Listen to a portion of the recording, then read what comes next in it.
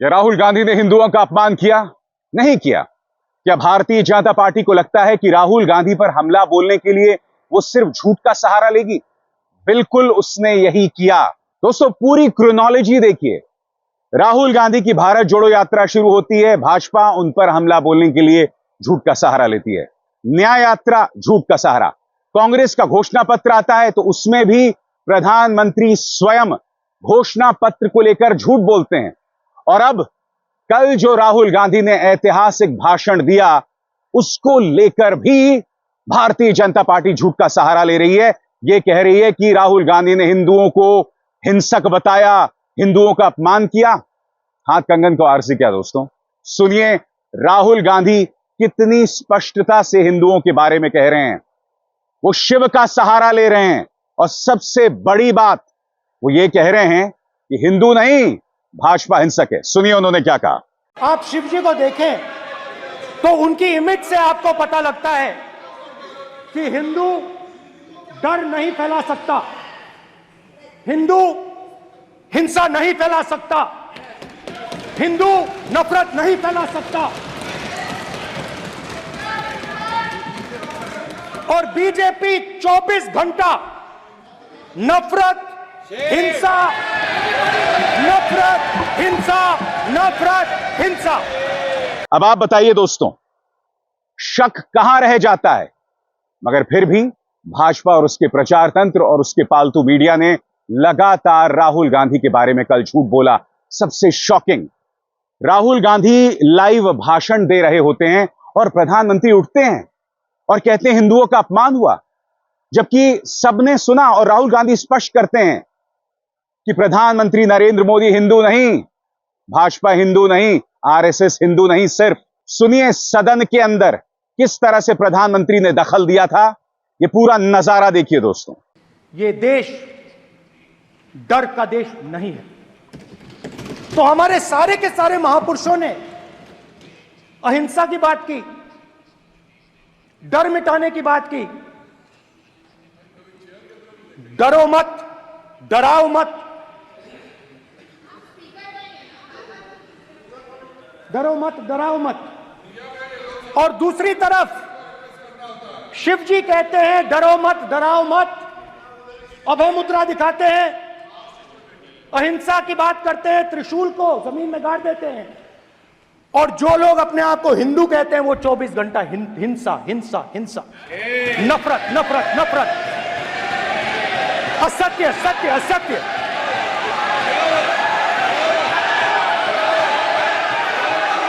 आप हिंदू हो ही नहीं।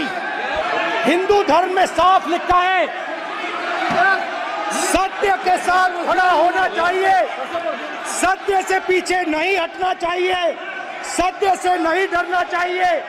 अहिंसा हमारा प्रतीक है। अभय मुद्रा। विषय बहुत गंभीर है। पूरे हिंदू समाज को हिंसक कहना ये गंभीर विषय है। नहीं नहीं नहीं नहीं नहीं नहीं, नरेंद्र मोदी जी पूरा हिंदू समाज नहीं है, बीजेपी पूरा हिंदू समाज नहीं है, आरएसएस पूरा हिंदू समाज नहीं है। ये ठेका नहीं है बीजेपी का। अब दिक्कत क्या है दोस्तों, मैं आपको बताता हूं। दिक्कत यह है कि जब आप एक झूठ बोलते हैं ना, तो उसे छुपाने के लिए कई झूठ बोलने पड़ते हैं। राहुल गांधी ने क्या कहा? राहुल गांधी ने भाजपा को और आरएसएस को हिंसक बताया, उन्होंने हिंदुओं को हिंसक नहीं बताया। हुआ क्या कि सदन के अंदर और सदन के बाहर भाजपा लगातार कहती रही कि राहुल ने हिंदुओं का अपमान किया, हिंदुओं का अपमान किया। मगर प्रेस कॉन्फ्रेंस के आते आते तक सुधांशु त्रिवेदी ये कहने लगे कि अगर बीजेपी और आरएसएस हिंसक है तो पूर्व गृह मंत्री सुशील शिंदे ने सदन के अंदर माफी क्यों मांगी? यानी कि पहले क्या बोल रहे थे? हिंदू हिंसक। मगर प्रेस कॉन्फ्रेंस में आते आते मुंह से हकीकत निकल ही गई कि राहुल गांधी ने तो भाजपा और आरएसएस पर निशाना साधा था। देखिए सुधांशु त्रिवेदी ने किस तरह से पूरी भाजपा के झूठ को एक्सपोज कर दिया। देखिए, तो देखा दोस्तों, जब आप झूठ बोलते हैं तो लगातार झूठ ही बोलते रहते हैं। राहुल गांधी कहते हैं कि जब मुझ पर 20 से ज्यादा केसेस कर दिए गए थे 2 साल की सजा सुनाई गई थी, मेरा घर मुझसे छीन लिया गया था, मुझ पर मीडिया पर लगातार हमले किए जा रहे थे, ईडी मेरी लगातार पड़ताल कर रही थी। और जब इस तरह का हमला आप पर होता है तब आपको एक शक्ति की जरूरत होती है। तब शिव ही मेरी शक्ति थी।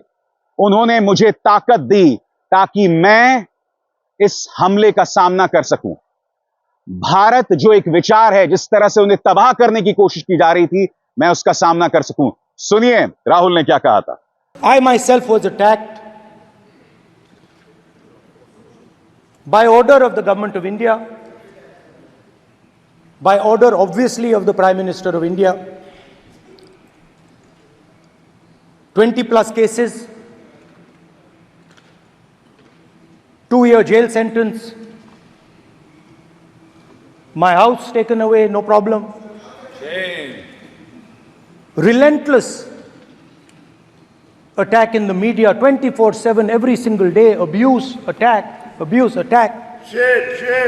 And then the most enjoyable and beautiful part of it, 55 hours of interrogation by the ED. No, which I really enjoyed. Because by the end of the interrogation, the officer off camera, he switched off the camera and then he asked me, Rahul ji, you've been sitting here 55 hours. आप पत्थर जैसे हो, आप हिलते क्यों नहीं हो? मुझसे सवाल पूछा उसने। तो जब ऐसा आक्रमण होता है, when there's an attack like this on you, you obviously need refuge, you need a place, or you need ideas that defend you. So today I want to start my speech by telling my friends in the BJP and the RSS about the ideas that we used, the entire opposition used, to defend the idea of India. Where these ideas come from and how they gave us the strength, all of us, anybody who opposed the regime, how they gave us the strength to fearlessly take any onslaught that was placed before us. So I'd like to start by showing an image of our refuge. Okay? Rahul Gandhi विद्यार्थियों के लिए भी बोले। जी हां, NEET के विद्यार्थी, NEET paper leak. Rahul Gandhi ने कहा कि हम तो इस मुद्दे पर चर्चा चाहते थे, मगर इस सरकार इस मुद्दे पर भी चर्चा नहीं चाहती, जिससे स्पष्ट हो जाता है कि इस सरकार विद्यार्थियों और युवाओं के साथ नहीं खड़ी है। सुनिए नीट के मुद्दे पर किस तरह से उन्होंने प्रधानमंत्री को एक्सपोज किया। रोजगार तो आपने खत्म कर दिया, नोटबंदी, जीएसटी, जो आपने स्मॉल एंड मीडियम बिजनेसेस थे उनको खत्म करके युवाओं को आर्मी में अपॉर्चुनिटी मिलती थी, अग्निवीर उनके लिए आपने दे दिया, वो खत्म कर दिया, रास्ता ब्लॉक कर दिया। पब्लिक सेक्टर को आप प्राइवेटाइज करते हैं, वो रास्ता बंद कर दिया। और अब एक नया फैशन निकला है, नीट।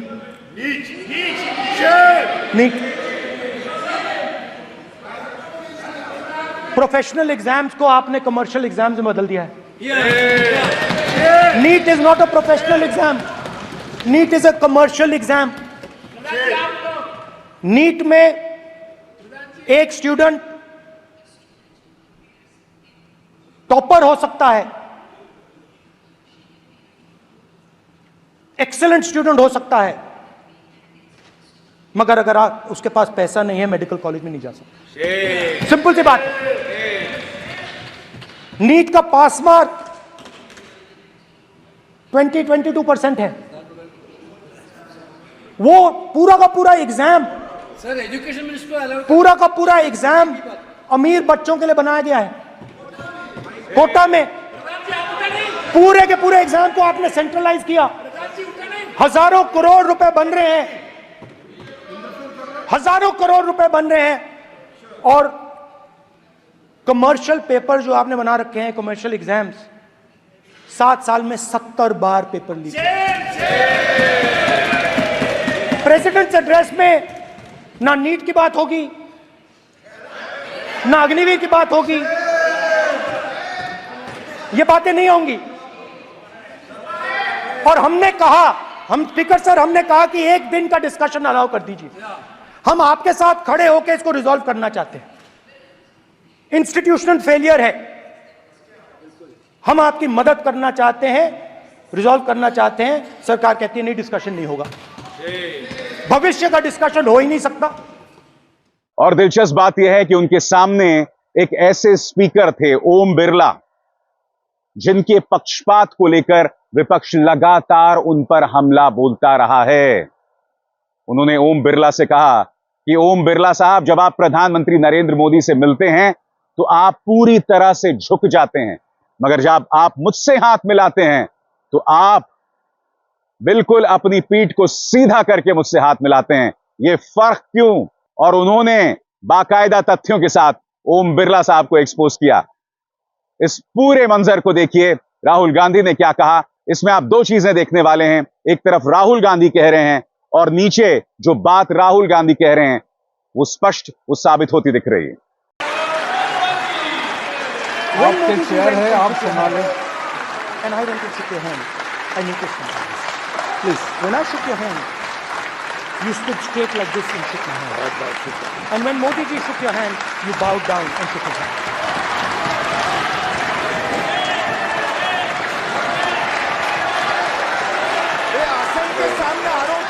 इसके जवाब में ओम बिरला ने कहा था कि मेरे संस्कारों ने मुझे यह सिखाया है कि मुझसे बड़े लोगों के सामने झुकना चाहिए, उनके पांव तक छूना चाहिए। मगर जब ओम बिरला ये बात कह रहे थे तो उनकी इस बात पर ज्यादा लोग विश्वास नहीं कर रहे थे, स्वयं भाजपा भी विश्वास नहीं कर रही थी। जी हां, इस मौके पर राहुल गांधी ने उनसे पलटकर कहा कि आप इस सदन के सबसे वरिष्ठ नेता हैं, आपको किसी के सामने झुकने की जरूरत नहीं है, तो फिर आप प्रधानमंत्री के सामने क्यों झुके? और बात वहां नहीं रुकी, राहुल गांधी ने लाइव एक्सपोज लोकसभा को भी किया। किस तरह से लोकसभा और जिस तरह से टीवी के कैमरे सिर्फ और सिर्फ सत्ता पक्ष पर रहते हैं, उसको लेकर भी एक्सपोज किया। राहुल गांधी ने बताया कि जैसे ही मैं कोई तस्वीर उठाता हूं, कैमरा मुझसे हट जाता है। देखिए क्या हुआ था। In fact, all our religions talk about courage. So, here is the religion of Islam.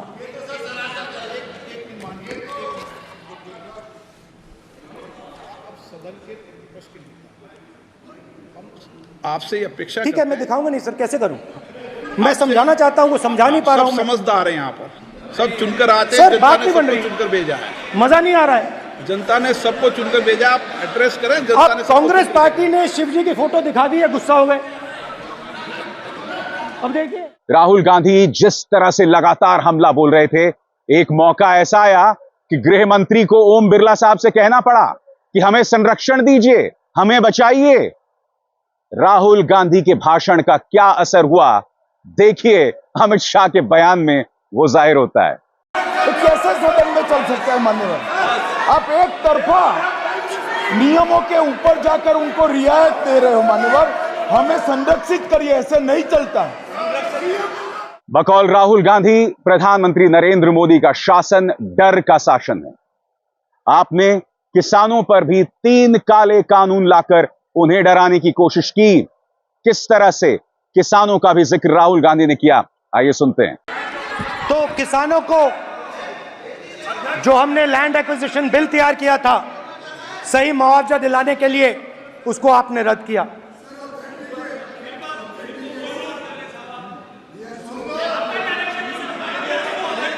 Will authenticate कर देंगे, ऑथेंटिकेट कर देंगे, कर देंगे हम ऑथेंटिकेट।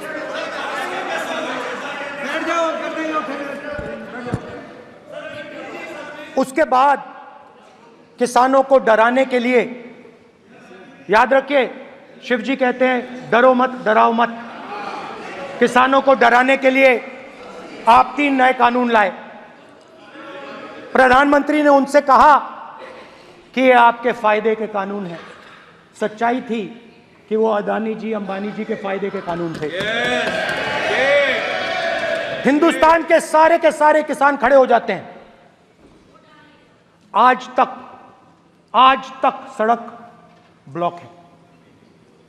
अगर आप वहां जाएंगे, आज तक आपको दिखेगा कि वो सड़क जिस पे किसान आए थे वो आज तक बंद पड़ी हुई। हरियाणा में 2 जगह किसान खड़े हो गए, कहते हैं नहीं, ये हमारा नहीं है।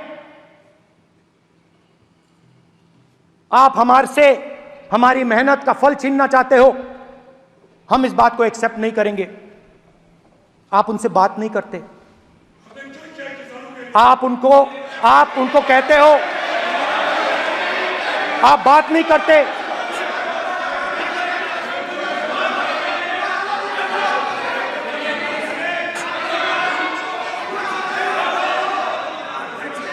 आप बात नहीं करते, आप गले नहीं लगते, आप उन्हें आतंकवादी कहते हो। आप कहते हो ये सब आतंकवादी हैं। झूठ नहीं है, सच है, सच है। और बात वहां नहीं रुकती दोस्तों। राहुल गांधी ने यह तक कहा कि किस तरह से देश के अल्पसंख्यकों को, मुसलमानों को, सिखों को, ईसाइयों को डराने की कोशिश की जा रही है। वो माइनॉरिटीज जो देशभक्त हैं, मगर लगातार भाजपा उन पर निशाना साधती है। अब भाजपा को यह समझ नहीं आ रहा है कि सदन के अंदर राहुल गांधी का सामना कैसे किया जाए। वो राहुल गांधी जो शेर को सवा शेर साबित हो रहे हैं, जो भाजपा के हर प्रचार का जवाब दे रहे हैं, वो राहुल गांधी जिनके खिलाफ पूरा प्रचार तंत्र है, वो राहुल गांधी जिसके खिलाफ मीडिया ने उनके आधे अधूरे बयान को पेश करके यह कहा कि राहुल गांधी ने हिंदुओं का अपमान किया, जबकि आप जानते हैं दोस्तों ऐसा कुछ नहीं हुआ। समाचार एजेंसी ANI ने बाकायदा उनके खिलाफ प्रोपेगेंडा चलाया। और जब राहुल गांधी के खिलाफ भाजपा ने अपने प्रवक्ताओं की फौज उतारी, तब कांग्रेस ने भी राहुल गांधी के भाषण पर अपने प्रवक्ताओं को मैदान पर उतारा। जी हां, आपके सामने ये हैं पवन खेरा। पवन खेरा ने कहा कि प्रधानमंत्री सामने आइए, नीट पर जवाब दीजिए, अग्निवीरों को जवाब दीजिए, महिलाओं को जवाब दीजिए, किसानों को जवाब दीजिए, इस देश को जवाब दीजिए। पवन खेरा। 10 साल से मैं सुनता हूं, सोशल मीडिया पे आप देखते हैं, मैं हिंदू जगाने निकला हूं। हिंदू जाग चुका है, नरेंद्र मोदी जी अयोध्या में जागा, और वाराणसी में आपके साथ क्या हुआ ये पूरी दुनिया ने देखा। जैसे राहुल जी ने आज कहा, बच के निकले। अब आप झूठ नहीं बेच पाएंगे। अब आप अपनी छद्म राष्ट्रभक्ति और अपने छद्म हिंदुत्व के पीछे आप नहीं छुप पाएंगे। ये देश आपको छिपने नहीं देगा। सामने आइए, नीट पे जवाब दीजिए। सामने आइए, अग्निवीरों को जवाब दीजिए। सामने आइए, महिलाओं को जवाब दीजिए। सामने आइए, किसानों को जवाब दीजिए।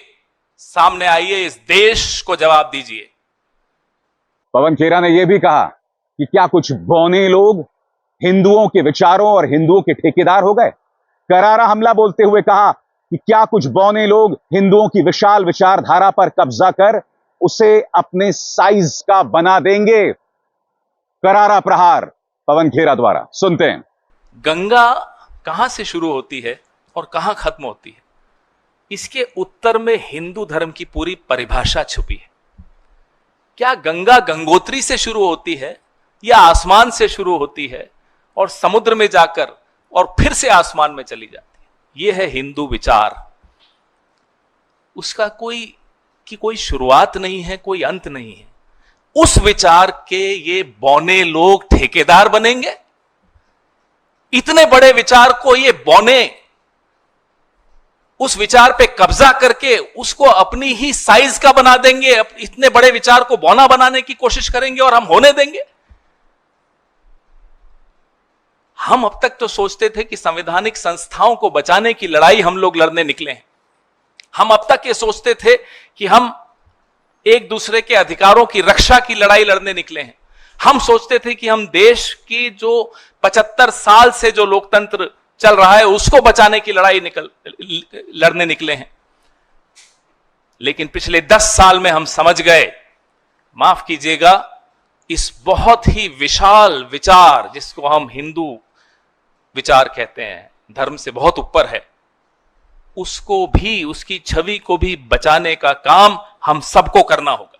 नहीं तो ये बौने अपने कद का सब कुछ बना देंगे। पवन खेरा ने यह तक कहा कि भारतीय जनता पार्टी अपनी गलतियों से सीखने को तैयार नहीं। उन्होंने कहा कि हमने 2014 और 2019 में करारी हार का सामना किया, मगर हमने उससे सबक लिया। मगर भारतीय जनता पार्टी के अहंकार में कोई कमी नहीं है। सुनिए क्या कहा पवन खेरा ने। 2 चुनाव लगातार भारतीय जनता पार्टी जीती, तीसरा उसे लगता है कि वो जीती। पिछले 10 साल में सबने कुछ ना कुछ सबक सीखा और सब सीखते हैं। हम और आप अपनी निजी जिंदगी में भी सबक सीखते हैं। आप और हम किसी भी धर्म के हो, मजहब के हो, फेथ के हो, विचारधारा के हो, एक बात हम सब पर लागू होती है कि ऊपर वाला 2 तरीके से आजमाता है। सब कुछ दे के आजमाता है और सब कुछ छीन कर भी आजमाता है। 2014 में हमें भारी शिकस्त हुई, 2019 में भी हमें शिकस्त हुई। हमने भी आत्मचिंतन किया, समझा, सीखा। लेकिन जिसको सब कुछ दिया और अब 2024 में उससे छीनना शुरू किया, उस व्यक्ति ने, उस पार्टी ने, उस विचार ने कोई सबक नहीं सीखा। यह आज संसद के भीतर और संसद के बाहर स्पष्ट हो गया। पिछले 10 साल इन्होंने अपना व्यापार, अपना कारोबार कैसे चलाया? व्हाट्सएप में झूठ फैलाकर, राहुल गांधी जी के वीडियोस को काट छाट कर, उसके बारे में अनर्गल टिप्पणियां कर करके उन वीडियोस के बारे में चलाया। कारोबार चला, ऐसा नहीं, 5 साल चला, 10 साल चला। अब वो कारोबार इस देश की जनता ने रोक दिया। यह सबक भारतीय जनता पार्टी नहीं सीख पाई। आज भी राहुल गांधी का भाषण शुरू होते ही 10 मिनट में IT cell Bharatiya Janata party की शुरू हो गई। कैसे उनके भाषण को तोड़ना मरोड़ना है, कैसे स्पिन देना है, कैसे ट्विस्ट करना है, सबक नहीं सीखा। ऊपर वाले ने जब आपको सब कुछ दिया तब भी नहीं सीखा आपने। अब जब ऊपर वाला सब कुछ छीन रहा है आपसे, आप तब भी नहीं सीख रहे। आप अभी भी वही हैं। तो यकीनन दोस्तों, आने वाले दिन बहुत दिलचस्प होने वाले हैं। राहुल गांधी बनाम भाजपा का पूरा कुनबा और राहुल गांधी के खिलाफ पूरा प्रचार तंत्र होगा। राहुल गांधी के खिलाफ पूरा मीडिया होगा। राहुल गांधी के लिए चुनौती बेतहाशा बढ़ने वाली है। इसीलिए उन्हें अपनी राजनीति फूंक फूंक कर करनी पड़ेगी। उन्हें अपनी राजनीति में बहुत संभल कर अपनी बात कहनी होगी, क्योंकि भाजपा अब पूरे लाव लश्कर के साथ राहुल गांधी को बर्बाद करने की कोई कसर नहीं छोड़ने वाली है। न्यूज चक्र में बस इतना ही। अभिसार शर्मा को दीजिए इजाजत। नमस्कार। स्वतंत्र और आजाद पत्रकारिता का समर्थन कीजिए, सच में मेरा साथी बनिए। बहुत आसान है दोस्तों, इस ज्वाइन बटन को दबाइए और आपके सामने आएंगे ये 3 विकल्प। इनमें से एक चुनिए और सच के इस सफर में मेरा साथी बनिए।